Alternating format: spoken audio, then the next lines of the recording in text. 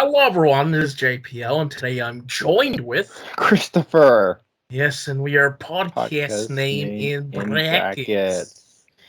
Anyway, how are you doing today, Christopher? I'm doing pretty fine, and you? I mean, he was fine.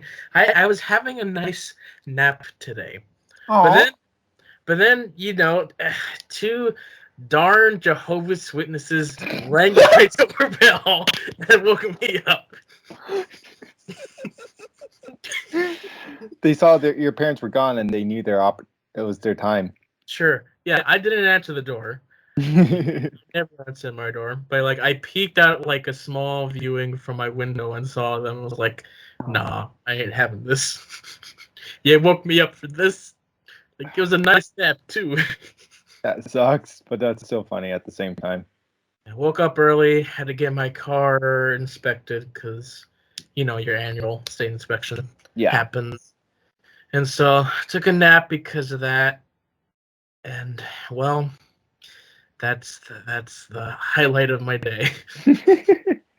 I guess this is but still, So I want to get into what we've watched because I kind of just want to ask you questions about it a little bit. I don't know how many I have, but it's just very interesting to me. You know what I mean? It was very interesting, and I'm not even done yet.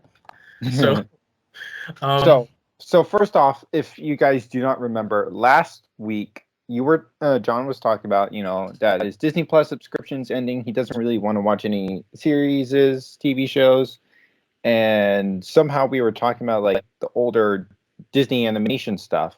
yes, And then you've gone on a binge. I set it into my mind that I'm going to be making a video where I'm going to be reviewing all these films. Oh wow! So if I just watch them by themselves, there's less incentive to do that. But if I'm doing it for a video, then I would put the efforts. But before I even get to that, there's one film that I watched before that, and it's following the last Christopher Nolan film that we watched for the podcast. And I thought it was okay. You could definitely see all the influences that would lead to Nolan's future stuff, but I didn't think it was amazing. I think it's similar to Memento. It's the way the story is told that's the most interesting part. It's the most interesting part, and of course, it's a much smaller budget, so overall, it's a decent concept. But yes, I started my viewing where I went through and watched all the quote-unquote classic Disney animated movies. And so I determined this by 2D animated films, not starring Mickey Mouse or Winnie the Pooh. So they're their own little thing, including sequels, the straight-to-DVD sequels. Which is the craziest part, it seems like. So yeah, so that's going from Snow White all the way to Princess and the Frog. And then I started watching the sequels. And so far I've watched about 50 films. Oh wow. And it's been 2 weeks. Wow. 2 weeks. I have 10 more to go. I'm almost done. I bet you're so glad. Finish that this week because that's when my subscription ends. Ahsoka is over tomorrow. So that should be fun. I'll be done with Disney. So, so first off, how has Ahsoka been for you? I mean, sure, yeah, it's exciting. I get to see these characters again. They do some cool stuff, but I really think that because this is a TV show on Disney Plus, it hinders this show. Because honestly, it should be a movie. It would work better as a movie or animated show. Because for me, what I've loved the most about the best of Star Wars TV on Disney Plus is they're a lower scale and they're episodic. That's the first couple seasons of The Mandalorian. And so every show that has heavy negative reviews recently is mainly because, they went bigger and they're not as episodic. How episodic is Andor? Andor is really the exception because it's not episodic. It's 3 arcs, 3 episodes in one arc. But the writing really fits for television because you have an amazing writer writing that show. So of course it stands out more. It makes more sense. Here we have this person who mainly did animation doing live action, something that he doesn't have a whole lot of. You're talking about Filoni? Yeah, Filoni. I love Filoni. But, I'm excited to see what he does with his film when we get to that. But, yeah, no, I love the way things are visualized. I think they look cool. But again, you can tell that he really draws things out with his shots, and you have music that's carrying the show. Mm-hmm. I mean, I've really enjoyed what we have going on, but I'm worried that we have one more episode and we have a lot to wrap up. Mm-hmm. Which, are we getting a season 2? It's possible. I don't want to. Especially because an actor from the show passed away. He's been one of the best parts of the show, and we're really worried that we're going to have to recast him. Oh, wow. Yeah, no, it's something. I enjoy the show. I think it works better as a binge, because that's really the overall story. But it's a real shame that I could tell that it's so close, but it's the budget and the format that's hindering it from being greater. So that's my 2 cents. But I still like it because I like the characters. I have the history of everything, so I know where it's going.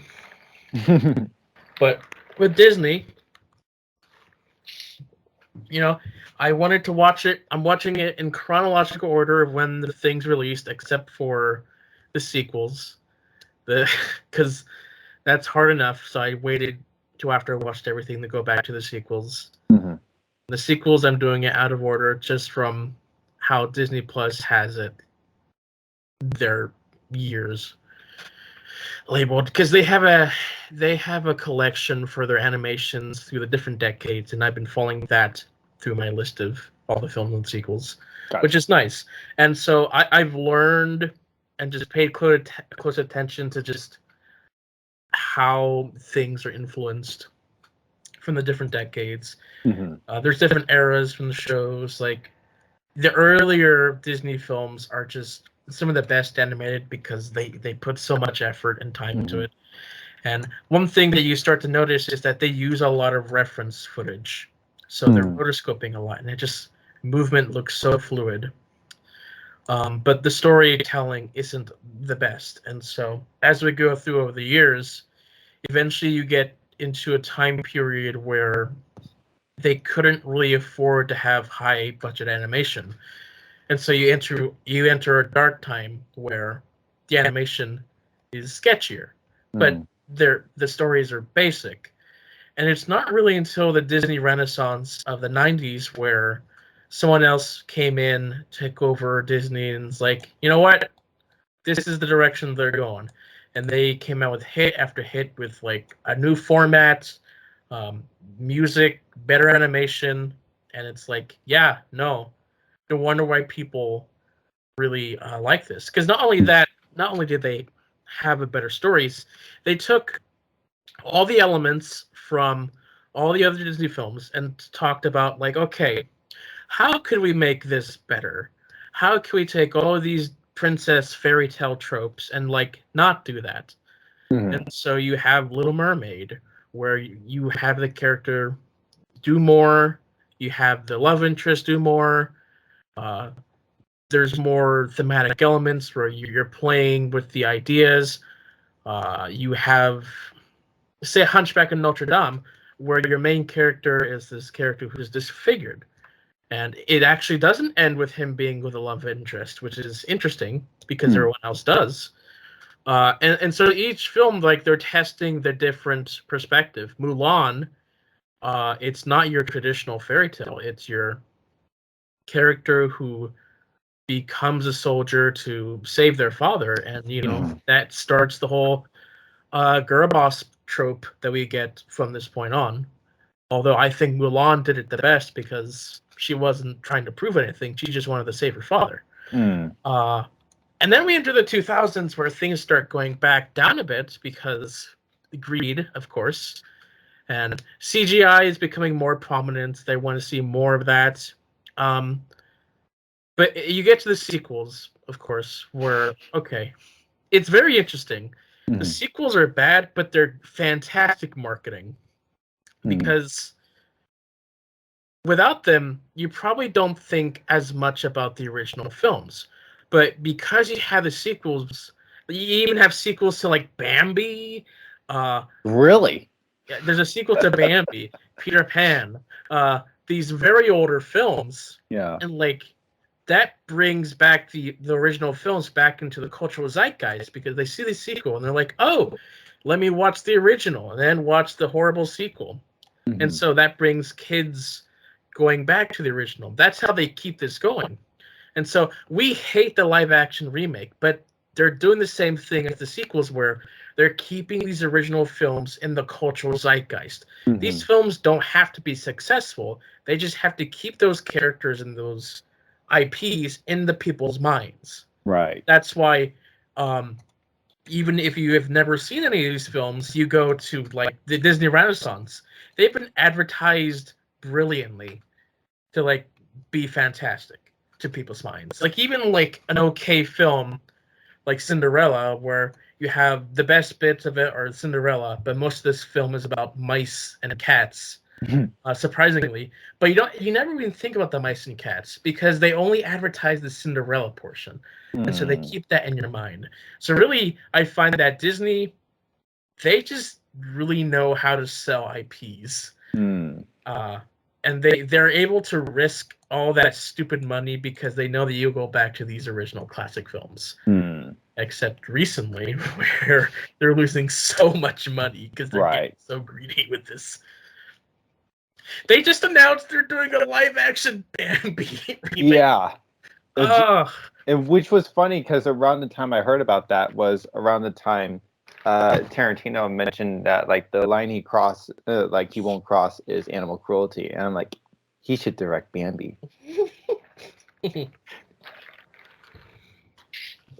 I can't wait for that emotional scene where Bambi's mother dies. See a blank face of a Bambi. Well, honestly, after what I'm hearing about the new Snow White, who knows where it'll take Bambi. Yeah, I wish they wouldn't do this, but like after watching all these films, I get it. Like it's their way of keeping them relevant. Right. Yeah. So with the sequels, you've mentioned how they're a lot cheaper and they're not good. It really depends on who you are. If you're a kid, they're enjoyable to watch, but overall, they're not good. They follow a lot of the same stories. Some sequels just don't make sense overall. Like you have two quote unquote sequel / midquels or prequels.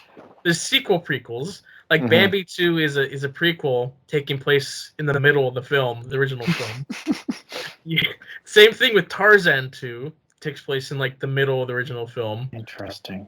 But like you have things like Beauty and the Beast, which you have two different things that take place in the middle of the film in this very short time frame. In fact, the second movie wasn't even a movie. It was like the beginnings of a cartoon TV show, which would not have worked if you knew anything about that film. The timing of it just doesn't work because, she's not in that castle that long overall, and so it's just interesting. But then you have some films with like terrible stories, but with good animation, and then you have films with decent stories but terrible animation. It's like you can't win. You can't win with the sequels. Okay, like, so yeah. So what would be in your mind the best sequel you've seen? So far, the best sequel I've seen is 101 Dalmatians 2. Okay. Partly because it's the one where the animation looks like the original film. It matches really well. It's a decent story. But then you also film like with Jungle Book 2, which I argue has better animation than the original film, which is odd. Looks better. I have 10 more sequel films to watch. Some of them some of them are good. There's Lion King. That should be interesting. You mean 1.5? There's Lion King 2, and then there's 1.5. So people are saying 2 is good? Yes. Okay. I mean, again, it's nostalgia, of course. It's kids who watched it. Right. There's nostalgia for that. Okay. I definitely want to hear your thoughts about those. Did you watch Kronk's New Groove yet? I have not. Okay, so that's also one I want to hear back on. So I like the Lion Kings and the Kronk's New Groove are the ones I kind of want to hear about the most. So were there Little Mermaid sequels? Yes, there were 2. 2. There's a sequel, which is one genre of sequels where it's your main protagonist is the children of the protagonist of the original film. Interesting. And so I think the Little Mermaid one was probably one of the better ones. We'll have to see because there's Lion King 2. I have to judge that. But I like that one, although it has some issues. But then there's another Little Mermaid film that's a prequel to the original. Mm-hmm. That has pretty good animation, but like a really basic story that I don't think really works with the continuity. Just in general, they all have the same issues in that they're copying a lot of the same elements. So the sequel to Little Mermaid is the exact same film but in reverse. Instead of you can't go on land, it's like no, you can't go to the sea. And then the third one's like you can't music for some reason. It's odd choices like that. Interesting. Fox and the Hound makes no sense to me. It's like doesn't make sense. It doesn't work in the timeline, and it doesn't even feel like it's a Fox and the Hound movie. It feels like they wanted to do a different movie that's like this country music thing, but then they were probably told, "Yeah, make it a Fox and the Hound movie. That's similar, right?" And then that's what they did. I don't know if that's the truth, but that's what I feel it should be. Interesting. What was the worst that you saw? The worst sequel that I've seen so far? Yeah. Let's see. It's really hard. It is probably the Fox and the Hound one. I find no value out of that one. Like the other ones that I don't love, you can find something to enjoy. Right. That one I found nothing. Except maybe like the country vibe and music, but besides that, I don't love that. Although there's Lady and the Tramp too. So in theory, I know this is not part of your binge, but I'm thinking about like Frozen 2. I understand that was a theatrical release instead of straight to video to home release, right? Would you? I'm not aware of other like Disney animated sequels outside of Pixar, right?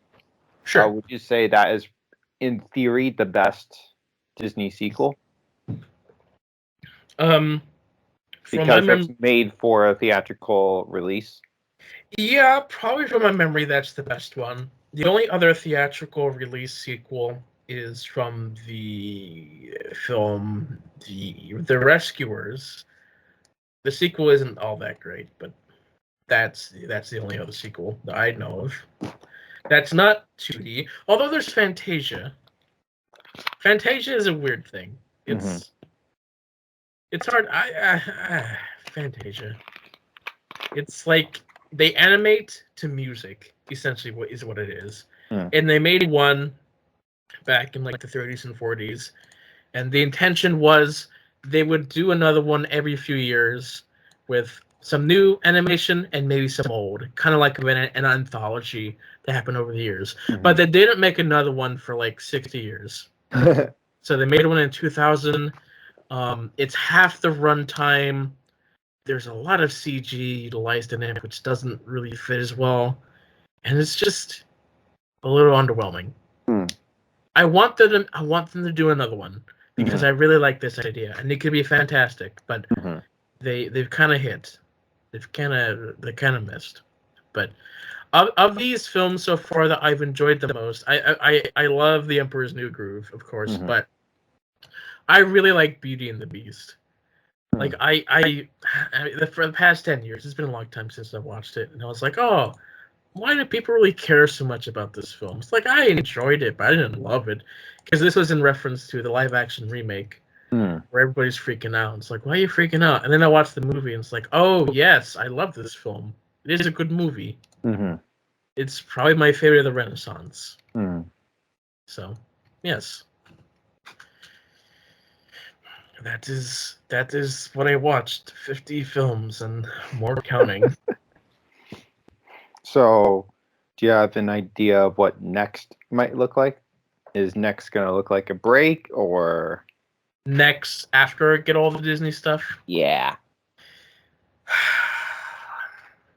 I don't think it's going to be like a full-on break, but like I'm not going to be binging a whole lot. Right. That's for sure. Like this is the most films I've watched in a short amount of time. Definitely. Yeah, it's so much. Like I did a thing last year where I watched like a lot of DC animated stuff. Right. That was like maybe about 30 films in like a month, but this is double that in like 2 or 3 weeks. It's a lot mentally. Like it's been harder and harder to watch with all these sequels because they're just so subpar. But I'll get to the end. I'll take a year to do the video. Probably not, but I have so much darn footage that I've recorded. Like I do a thing before I watch the movie and then right after I watch the movie. Like they're not long. They're just like 30 seconds to a minute of my thoughts, immediate thoughts. But like that's 60 films times 2. That's like 120 small videos. Yeah. That I have to edit together, and then I have to record a more detailed and length discussion. Sounds like fun. Sounds like fun. I'll definitely enjoy the end result because I normally do. But boy, howdy. Am I glad I'm going to be done with Disney for the most part. You're doing this to yourself. I am. I mean, I've been wanting to do this for a while. Right. But I didn't think I'd do it like this. So now I can tell my kids what I think is good and what I think is not good. Yeah. And then force them to watch it anyway. You're doing this for your kids. Yes. But yeah, sure, I'm doing it for my kids. That's the explanation to give. Nice. So, when are you getting back with the Binging Barbie podcast? We come back towards Halloweenish to get into Monster High. Because spooky, you know? Yeah. So that's fun. We took like a month break because we recorded so much. Yeah. So that allowed me to watch all these films. It's nice taking a break, huh? I mean, sure. It's a break of sorts. I'm watching all these films. Like I there's like a couple days where I took a break from watching films to just do other stuff. Yeah. So one of them is I pulled out my old PlayStation 2 and I 100%ed Lego Star Wars 2. This is a game that I've been playing for 15 years. Put in 80 hours over this 15 years. It's actually really healthy because most people put in 80 hours in like a week into getting this, and so just on and off I've been playing it for so long. It's been a long time because my darn disc kept getting scratched. I bought 2 copies and then they both got scratched. Hmm. But I went to a game store and they were able to clean it, and I was able to finish the thing. Oh, nice. And so I was happy. I posted that on Instagram, being like, "Yay, I did this! I'm done." Mm-hmm. And then I did another thing where I was playing a different Star Wars game on my PlayStation 4, Jedi Fallen Order, and like I was close to getting 100% on that one. It was just like menial task of like collecting all this stuff. Mm-hmm. And so I did that. It wasn't as exciting as Lego Star Wars, but I did that. It was fun. Nice. And that's it for me for games. It was a fun bit to complete Lego Star Wars 2. Mm-hmm. I played it a lot. That's actually my first console video game that I played, and so it was fun to beat it. You beat it senseless. I beat it senseless, and I'll never play it again. All right. I don't have a lot on my list, but I will get to my list. Sure. So first, I rewatched The Black Swan. I showed it to my roommate, and I think it's a solid movie still. It's thrilling and there's a word I had for it. Visceral. I think that might have been the word. Again, I don't think it's your cup of tea of a movie, so I'm not gonna push it on you or anything. But yeah, I'm aware of it. I'm not really interested in it. yeah, it's one of those movies where I kind of wish, like, sometimes when you watch a movie for the first time, you're like, oh my gosh, I have to watch this again, and I didn't do that with this, and I wish I did, because sometimes when there's too much distance, then you are more like just observing it from a distance. And Sure. The Black Swan, a little less than like Parasite or Days of Future Past, like I've mentioned before, but still, I think it drew me in more like towards the end. But still, it was,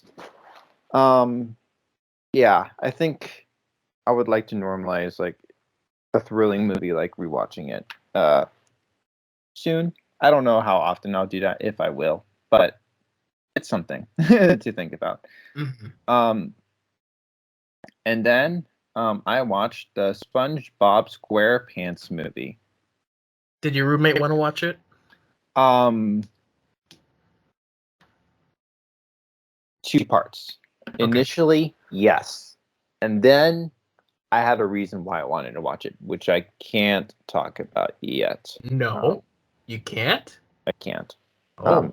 I'll probably tell you off. I mean, yeah, no one listens to this podcast, but I can't talk about Okay, it. I understand. Okay.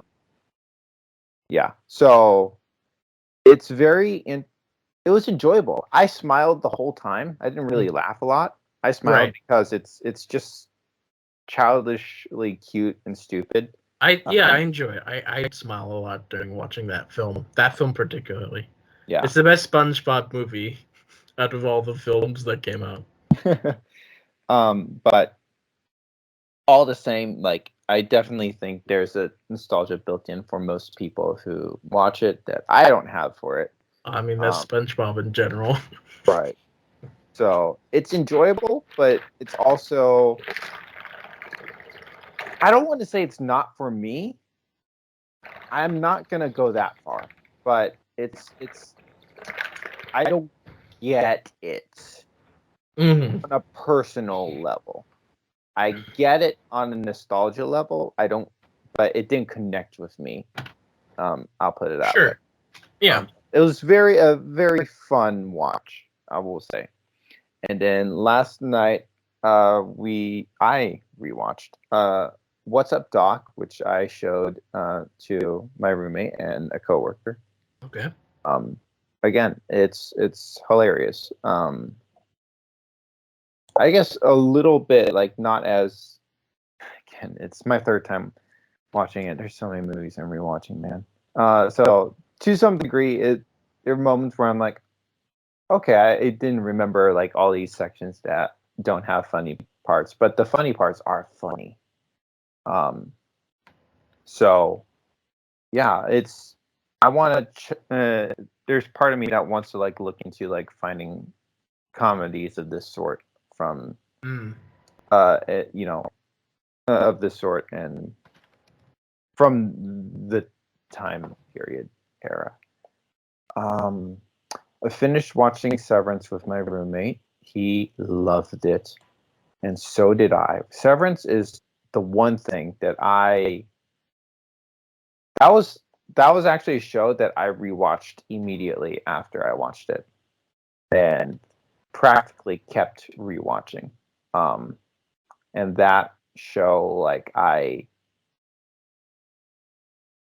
loved again. Like there's part of me that was kind of scared of like rewatching it after like not seeing it because I didn't want to show it to my roommate without him watching it. You know what I mean? Sure. But I loved it again, watching it with him. I still love it. Oh my god, I love Severance. So, yeah, I think we'll probably watch a movie tonight. We're I want to show him a show on Apple TV Plus called Pachinko. Honestly, you know what? There's a couple movies on Apple TV Plus you might check out. Apple TV Plus is the home of Best Picture winner. I don't know if I will watch it within this time of having the subscription, but it's something like I have on my mind. Right? I Sure. want to just check out like the content warnings as it relates to gore because I don't know if it does or it doesn't. So that's something I kind of want to do at some point, and I don't think I'll be able to watch them all due to gore. Sure. But I would like to watch like every single like Best Picture movie. Also, kind of similar. One day, I would like to go through like Korea submissions of Best International Picture for the Oscars. A handful of the movies I watched, The Throne and A Taxi Driver, those were submissions. And which going into at least The Throne, I did not know it was a submission, but yeah, just want to see like what our countries have deemed the best, basically. Right. Trying to think. So yeah, and then there's a recent movie that just hit Apple TV Plus that my roommate wants to check out. I think it might have been because of the director or something. I don't remember exactly, but that might be something we'll hit soon. Mm-hmm. I think that's the main movie that we'll probably try to hit before the subscription goes bye-bye. But yeah, so Pachinko and that movie, and I'll most likely report to you about it next time. Okay. Pachinko, I just really want his thoughts because I don't truly know how I feel about it, and I want to either be justified or wrong. You know what I mean? So, and then it's a Korean-based show. Also, I think I want to like go through like some of the discs I own. Like I found like Crazy Rich Asians at a video store, so I picked it up. You know what I mean? Right. My roommate got one of the Studio Ghibli movies that he loves and wants me to see. Howl's Moving Castle, I think it is. Okay. Yeah. And I have a movie from the director of Parasite that I haven't seen yet. So I also want to go. Oh, and also to continue watching some of those X-Men movies. So, but obviously, like I wanted to like get into like TV shows because like I don't want to watch a movie every night because of work. So it's just a matter of taking advantage of time and doing stuff. I guess I feel like I'm kind of just rambling. I mean, that's what this is for, I guess. Yeah, I feel like there's something somewhat related. I can't remember, but Usually is. yeah. Um, I'll in just terms of like noteworthy news, I guess we have an end to the writer's strike. Apparently, yes. I don't know the details about what the deal is, but Um, that's over. the details that I am aware of. Last I heard, there's so the strike has ended, but the contract as of a week ago was still officially being written. Okay. But a deal was made. So, but Mhm. I believe there is still an official vote to happen within the guild. That the last I'm aware of has not happened yet. But as far as I understand, uh, the writers mostly won. There's obviously some things they had to bend on, but they basically won. Um, so it's really cool. And then today, Monday, people are going to hear this late, but it starts negotiations with the actors. Okay. Well, hopefully that thing ends. Yes. Let them get their dues, and then we can continue and So work on delayed stuff. yes. So I don't know how much you'll care about this, but we'll see. Um, I know you don't really care about Taylor Swift, but yesterday at the Chiefs game, there were a few people by her side. Okay. Yeah. One goes by the name of Ryan Reynolds, and do you know who the other person might be? Mr. Jackman. Mr. Jackman. What do you think about that? I mean, celebrities hanging together, I guess. First off, I think it's cute how much they're hanging out together. They just really want to shoot a darn movie. Yeah. And then second off, there were rumors about Taylor Swift playing Dazzler in Deadpool 3. And I don't know. This is interesting. Obviously, this is not confirmation or denial of anything, but um, it's kind of interesting. I don't know who that is. D- Dazzler would be more of a cameo thing. Yeah. I don't know who that character is, but okay. Yeah, but like people are like, "Oh my gosh, Taylor Swift is like the best person to play Dazzler." So I think it would be a fun thing. You know what I mean? It's Right. in theory, it'd just be a cameo thing. It would be a fun thing, and the fact that they were hanging out together is interesting to fuel those rumors. So I Of don't know, course, but if I'm being honest, I'm just most entertained with Ryan and Hugh just hanging out together. Yeah. I mean, poor Hugh. He's going through a divorce, so he's just hanging out with his chum Ryan. I forgot about that. Yeah. I briefly saw that. It always makes me sad to hear about divorces happening, but Yeah. I don't know what's going on. So Mm-hmm. And then on a physical angle, I kind of feel bad that he has to stay in shape. in a moment where like you just want to eat 10 tubs of ice cream and cry in your mattress or something. Yeah. But I guess the best person to hang out with during a breakup is your rebound chick, Ryan Reynolds. Yep. That's pretty much what the relationship is in X-Men, Deadpool and Logan. Yeah. I think that's the basis of news. So how are like you excited about like obviously, but like the writer's strike, yay, it's done. Like, do you have like any like exhaling thoughts about it? I don't have much thoughts. I haven't been paying too much attention, Mm-hmm.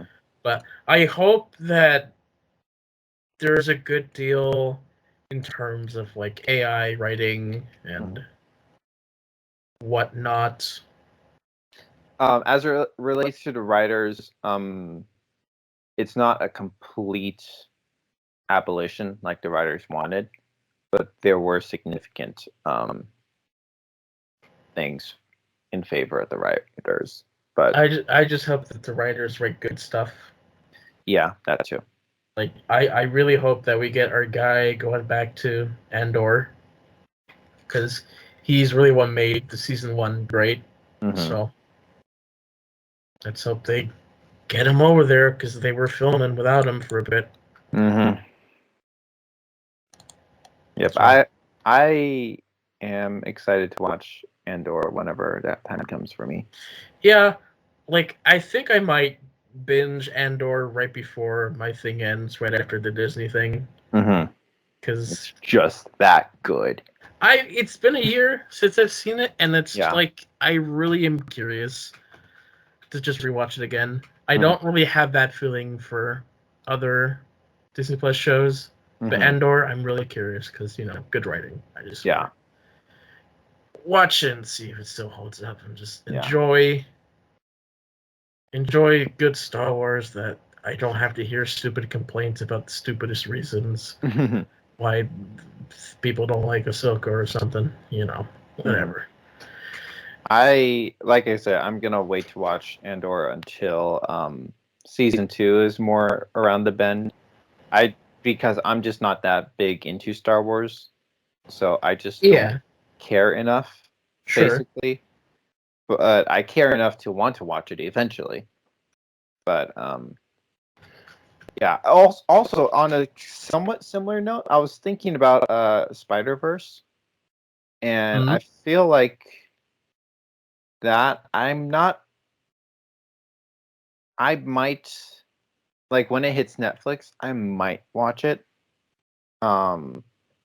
Basically, I'm kind of thinking it's. I keep going back and forth, right? Right. But I kind of think like I know it ends on a cliffhanger, but I don't think there's going to be like enough where it's like, oh my gosh, I need the next part. I wasn't a huge fan of the first one. I don't feel a need to rewatch the first one. You know what I mean? Sure. Wow. I don't know, but then that also kind of makes me think about Andor. Like, I could just watch the first season. Like, how much? But also, like, I feel like with Andor, okay, I want to like enjoy that sector of Star Wars, and like, and I guess experience it as a whole. And I hope that I'll enjoy it. You know what I mean? There's no guarantee, though, but I hope I'll enjoy it. And so I think like seeing it together, I feel like will maximize my enjoyment for it, if I will. And then all in all, help me reappreciate Rogue One. Help me to appreciate. While Spider-Verse, who knows? Maybe the new movie will win me over, but maybe it won't. I don't know. I'm not crazy about the first one, and I guess maybe I'll be surprised if I watch the new one, that I'll end up loving it, and then that I'll be dying to know what will happen because of the cliffhanger. But I kind of don't see myself in that position. You know what I mean? Right. And especially with how crazy the animation is, I don't really see myself revisiting those movies. Mm-hmm. And then also kind of with those thoughts kind of driving it, my roommate will probably want to watch Spider-Verse because I don't think he's seen it. The new one.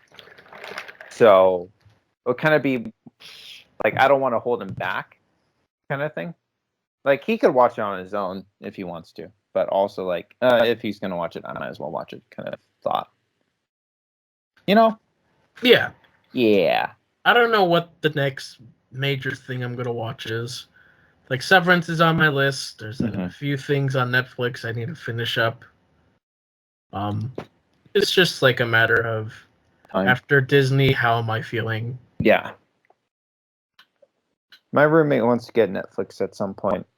Because there's some stuff on Netflix we do want to see, but also I'm like, I don't know. We have a few discs that we own that we want to watch. You know, we have Apple TV right now, so personally, I'm not anxious to get Netflix. I kind of like want to like clear out some things before getting Netflix. Yeah, I don't know if I'll immediately go into another service, but I just I just remembered. I think the thing I was trying to remember. I'm not hyper excited about it, but Loki starts this week, so we'll start watching that as well. I'm bailing as soon as my thing ends. So yeah, I don't know. Loki for me. Secret Invasion really burned me. Like, it's weird because Secret Invasion, I can't even really describe what it was about it that burned me, but it did. Mm-hmm. I didn't really care about the first season of Loki, so yeah, there were moments that I thought were funny, some moments I enjoyed, but as a whole, like I don't love it. I think I'm still in the phase where I'm like, I still want to check out what's new with Marvel. I've not completely jumped off the train yet. But also, I will say, with what I'm saying about like Secret Invasion, like there's some movies where like I don't have a strong opinion, like Thor: Dark World. I don't hate the movie. I don't love it. I have a very neutral opinion about it. I do not understand why people hate it so much. But I don't claim to love it either. You know what I mean? Mm-hmm. I just literally have no thoughts about it. Those are my only thoughts. You know what I mean? I'm like, okay, I didn't hate myself while watching it. It was enjoyable enough, especially me like getting into Marvel, like that being like new for me. Mm-hmm. I'm like, okay, whatever, you know. I'm just like, it was a fun movie on its own right, basically. So there's some movies where I just don't have concrete thoughts. And honestly, I feel a little similar about Secret Invasion, where I don't have very concrete thoughts about Secret Invasion. I can't really put into words how I feel about it, but it burned me regardless, basically. And I can't put it into words how or why. But maybe it was, I was expecting more. So was everybody. I was expecting more from it than what we got.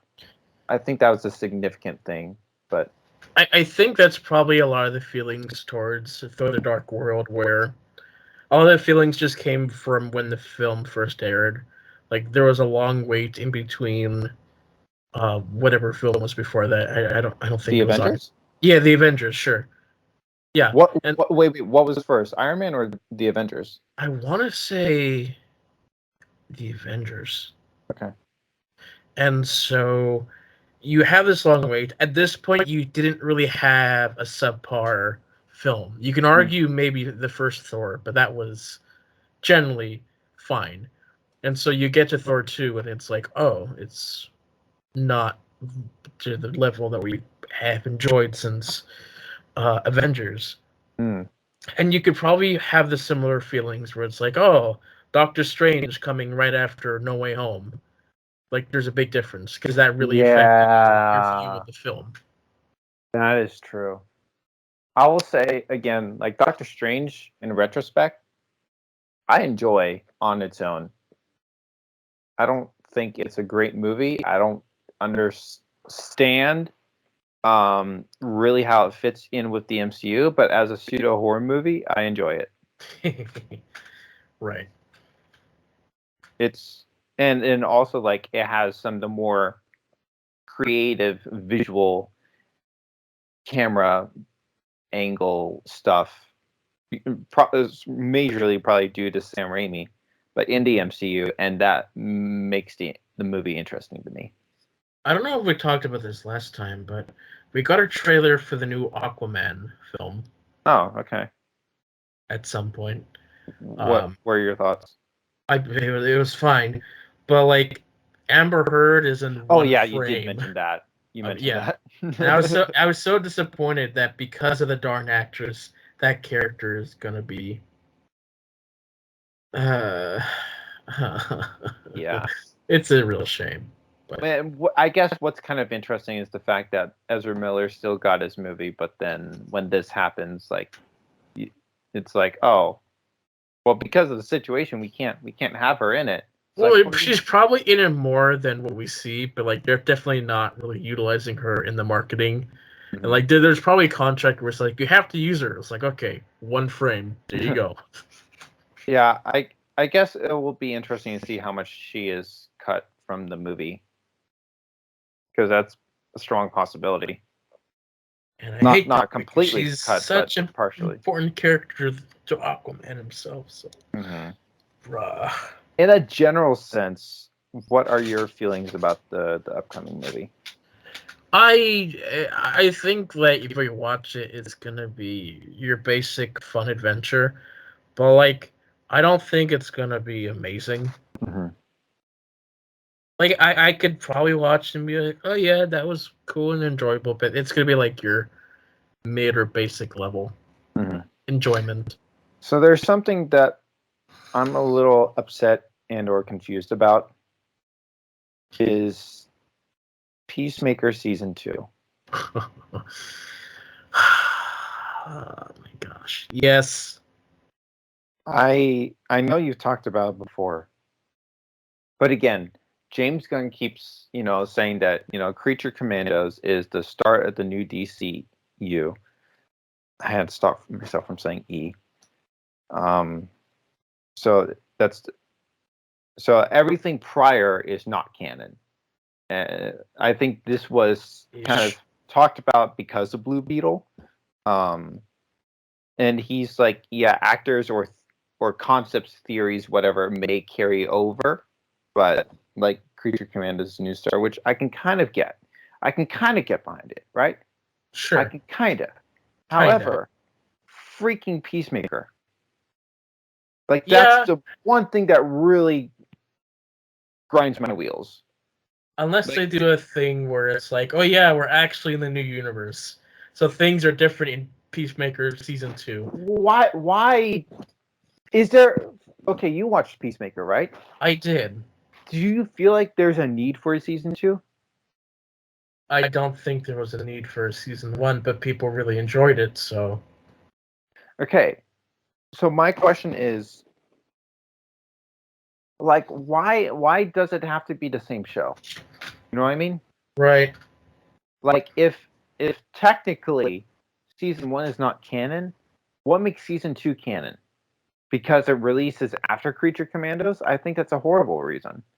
Like, create a new show. I don't know. Peacemaker and his dumb beating heart. I don't know. Just give it a different name at least. Right. You know what I mean? Mm-hmm. But like it's being, and who knows, maybe that will happen, but maybe it won't. And just currently it being referred to as, Peacemaker season 2, it's just really grinding my wheels. And you know what? I don't care that much about Peacemaker. What I care about is the fact that the DCU, whatever you call it, DCEU, the whole DC thing is just confusing. Right now it's just called the Gunverse. Yeah. Whatever, connected, not connected to DCEU, to the Gunverse, I don't care. It's confusing. And I understand. It is. I'm glad that he's saying that, like, he's trying to make the projects as individualistic as possible while contributing to the overall story. Mm-hmm. So that makes me a little happier that, I want to see the Supergirl movie. So that I could probably just watch that in isolation. I'll probably just watch the Superman movie just to see what it's like. You know what I mean? Mm-hmm. But outside of that, like, I don't have that much interest in there. So that kind of brings me comfort to just, just watch my one-off thing. Yeah. There. I'm not really looking forward to what we have going on. Just knowing from what I've watched from James Gunn, and it's like, this is not the DC that I really love. So It's been a while since we've had solid DC stuff all around, not just one in every 5 years. Mm-hmm. But yeah, no, DC, that will happen at some point. Mm-hmm. I don't think I'll watch Aquaman in theaters. In fact, I don't think anybody will. James Gunn is like already given up on the film, essentially. Yeah. It's like everybody's expecting it to bomb. Mm-hmm. What was that one film that came out? The Creator came out this Yeah, past weekend. it did. It's so far the numbers they didn't look good, but that could change in the next few weeks. It could. But do you think that's a reflection of just people not wanting to go to theaters? Them being trained for it to release on digital, physical, Hulu? It possibly, like, we've had enough movies so far this year that they're probably tapped out. Hmm. And it's like, oh yeah, this new movie not based off anything we've ever seen before. Sure. Yeah. I will say at least the Creator has a very good budget behind it. 80 million, man. For a movie that looks like that, I'd expect that thing to be at least 150. Yeah, no, it's a decent budget, so they can definitely get that back, but Yeah. it's really slow going so far. Mm-hmm. But yeah, this is the basic news of what we have. That's what we watched. I've watched a lot. I'm dying from watching all this stuff. And my cats sit with me. Remember, you're doing it to yourself. I'm doing it to myself. Yes. For those 5 people who are going to watch the hour-long video or something. Yes. Yep. At least it's a concept that will probably get more people to come and watch. Because people like that kind of stuff. Yeah. Whatever. I'm just doing it because I wanted to watch Disney and I had to have an excuse to watch it. And I did it. Yes. I didn't realize how many TV shows there are just based off of those films. That I don't know at all. But like they developed a TV show. There's like one for The Little Mermaid. There's one for Aladdin. There's one for Hercules. They wanted to do one with Beauty and the Beast, but it didn't go through. Really? Yeah, and like a couple of them aren't even on Disney Plus because reasons, I guess. But will that be your next project? No.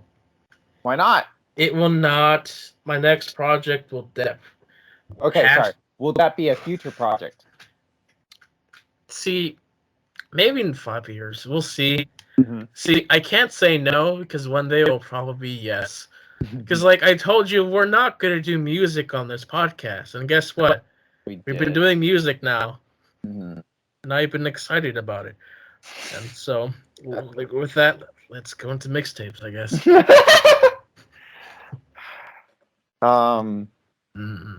Yeah. Should I go first? If you want to. I kind of want to get it out of the way. All right. So I gave you an anime mixtape, and there were 12 songs. Here's the list of songs. Tank from Cowboy Bebop, Strix from Spy X Family, Zero and Nightmare, 2 songs from Code Geass, Strong and Strike from Naruto, Small Heaven from Toradora. Here's this song from Komi Can't Communicate. The translation of the text is Takumi flowers blooming in the seat next to me. Next song is Hum of the Streets from Full Metal Alchemist Brotherhood. Next we have Scenery of Luna Nova from Little Witch Academia. A Simple Mission from Violet Evergarden. Envy Reveal from Full Metal Alchemist. And finally, Anxiety and Determination from Little Witch Academia. So those are the songs. You had asked me before on the chat if these were all themes. Yeah, because that's my association with anime and music, theme songs. And so I guess I forgot that there's scores in anime music. Sorry, in movies, whatever, shows. Yeah, because like theme songs for all anime is just some kind of pop song or something that they make for the show. I can't describe it, but it's an OP. That's what they call it.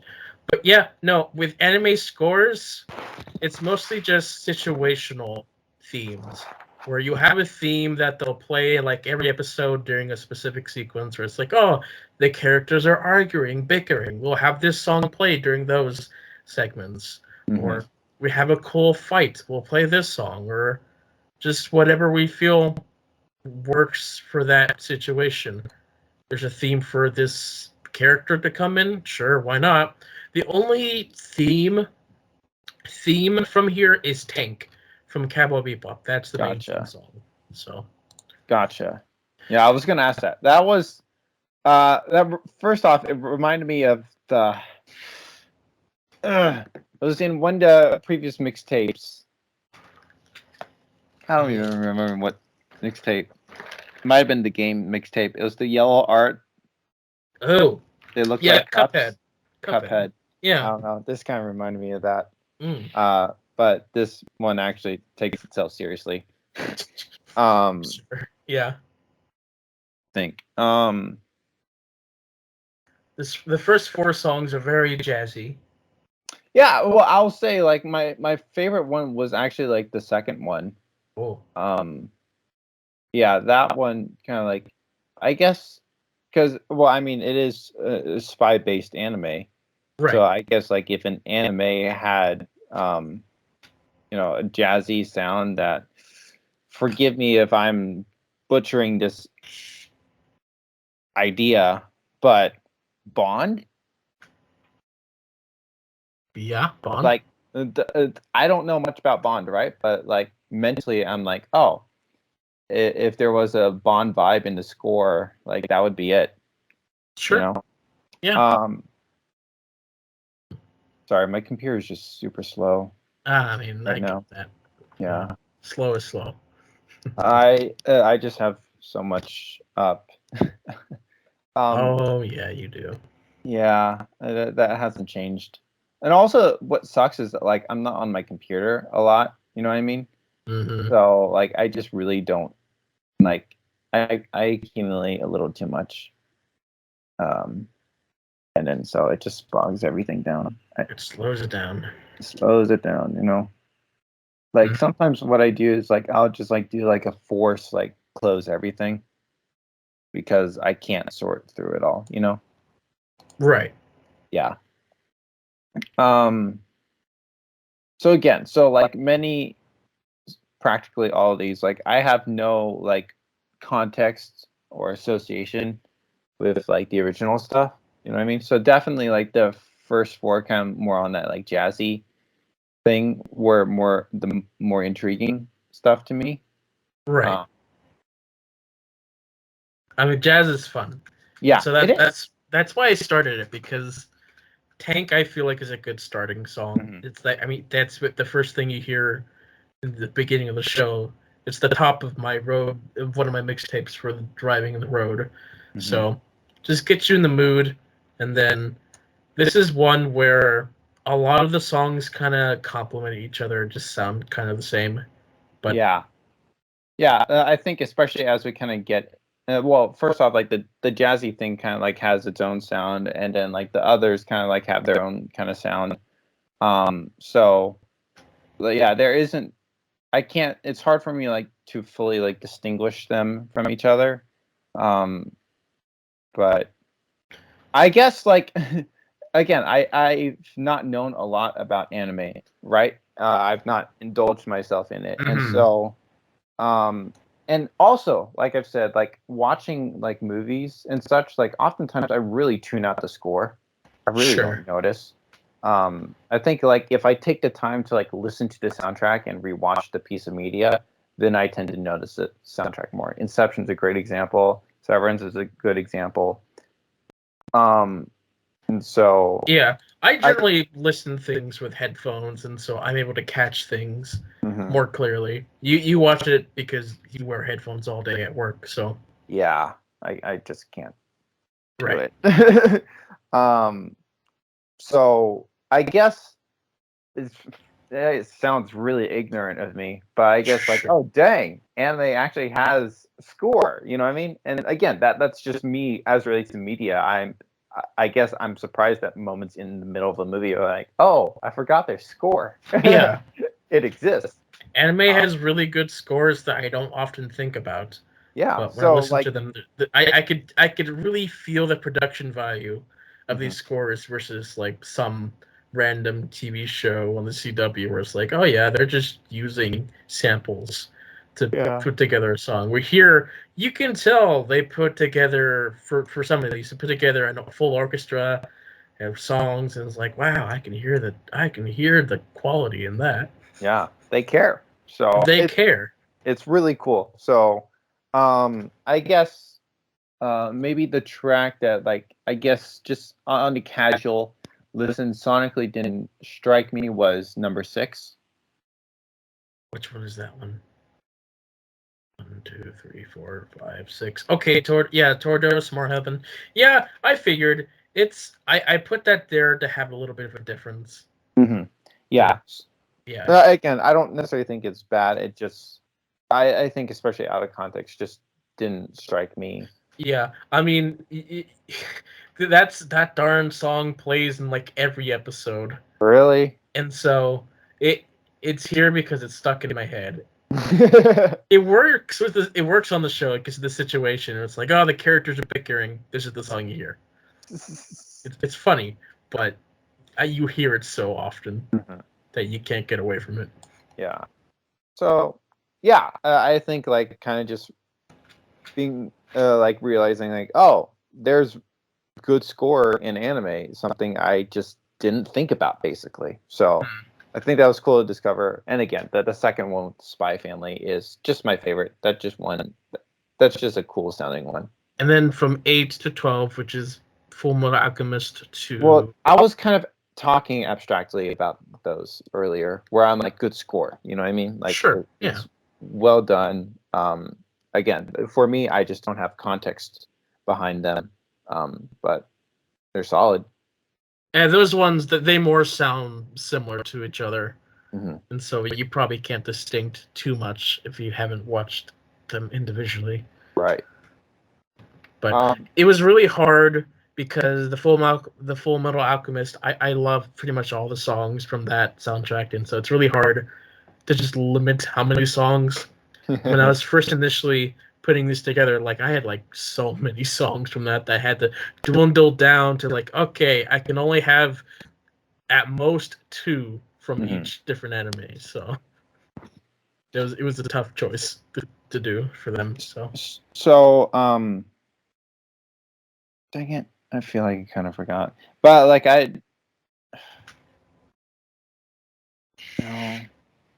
I'm thinking of a different question, and this question doesn't make that much sense to me. Sorry. What is the question? It wasn't that much of a question, but I had noticed, like, how you had put like some anime songs in like previous like score mixtapes, but like I don't even know what that was supposed to lead to. But Full Metal Alchemist was one of them, right? Yes, because that one had an orchestra or an epic song that I enjoyed. Yeah, that was definitely one where, like, I enjoy the soundtrack so much that I included into different shows, different mixtapes. And so this was really the one where it's like, I want to unleash it all. But then I was like, nah, I got to give others a chance. And so it's also really hard to find the songs for each, because there's so many songs. Naruto is a really long anime. I couldn't find the one song I was thinking of because a lot of the times their names are in Japanese, and I can't read that, so right. I just have to guess. Like, oh, that sounds close enough. It sounds close enough and different enough. I'll include it in this track. But, you know. And then you have like some things like Little Witch Academia, which has not had an official release of the soundtrack that I am aware of, which is a shame because I think it has some pretty good music. So, you know how it goes. Yeah. Any more thoughts about this mixtape? Again, I think it just kind of it's just another case of me just not knowing scores just in general, like it or just noticing. You know what I mean? Like. Then again, I'm thinking a lot like Marvel stuff, and that has been known for just very like plain and boring scores. from what I hear from a lot of people. But I don't know. But also like there was definitely part of me that really wanted like to listen to like the soundtracks of like each movie I watched, but now I've just seen so many. I'm like, so, and then what kind of sucks in return is the fact that then I just don't really notice scores at all. You know what I mean? Mm-hmm. So something like Severance, first off, there is a theme song because of the TV show. So I Right. love the theme song. So that was a major part of it. But then I also really loved the show. So then in turn, I checked out the soundtrack to put all those pieces together. So I'm just thinking like just media I watched. Like I don't think there's something either score that's really stood out to me or a piece of media that I just absolutely loved. I'm like I have to check out the score. Mm-hmm. There's been the occasional time when I'll flip something on. I think Oppenheimer was a good example. Like driving home from the theater, I just popped on a few songs from the soundtrack. I've probably listened to it all. I don't remember honestly, but even so, it's not necessarily because the Oppenheimer soundtrack stood out to me. It's just that I just wanted a piece of the movie with me, basically. Mm-hmm. It's not to say the soundtrack isn't stirring. It's just I guess it just doesn't stand out to me in a way like Inception or Severance has. Right, You know? but it's still a good soundtrack overall. Yeah. Ooh, Wally's also a soundtrack I like. But anyways, on with Oppenheimer, I actually ordered the vinyl record, so that will be coming. Another vinyl. Yeah, I got it because with Mondo they also announced a Wally vinyl. So like, cool. I'll save on shipping and get them together, basically. Save on shipping. Because I like the Oppenheimer soundtrack enough to own it. You know what I mean? Yeah. So that was my thought there. So first off, with the last tape that you listened to from me, you mentioned with the Invent Animate song that you liked the instrumental. But it was obviously the harsh vocals that you didn't enjoy, which is understandable. Yes. I sent you a few. I didn't a few like Invent Animates. I think I sent you two. That one was on the mixtape, and then one was by itself. I think I sent two actually. You sent a different one during the podcast, so I didn't listen to that one. No. Okay. Well, Reverie. Okay. So Ember Glow is the one you listened to, right? Yes. What was your thoughts on that? It didn't really stand out to me. Okay. I didn't have that one and Absence Persistent from the mixtape. I wasn't really vibing with it. Okay. Emberglow, it kind of went into the background, and so I didn't really notice too much. That's Absence, fine. Persistence, I couldn't really vibe with it as much as I did the other song. But okay.